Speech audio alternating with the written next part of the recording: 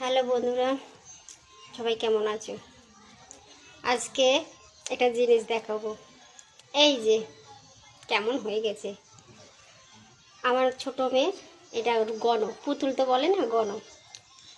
এই আজকে চান করবে, চলো সবাই চান করবো, দেখাবো চলো। এই যে ওর গণ আজকে চান করছে, সাবান মাখবে, এবার সাবান। এই দেখো ওর গণ খোসা দিয়ে গায়ে ময়লা তুলছে, পরিষ্কার হয়ে যাচ্ছে, তাই না? গণ আজকে চান করছে, খোসা দিয়ে চান করছে, ঘষছে। বন্ধুরা, গণর চান কমপ্লিট, এবার চান করছে। এই সাবান মাখা কমপ্লিট, এবার চান করছে।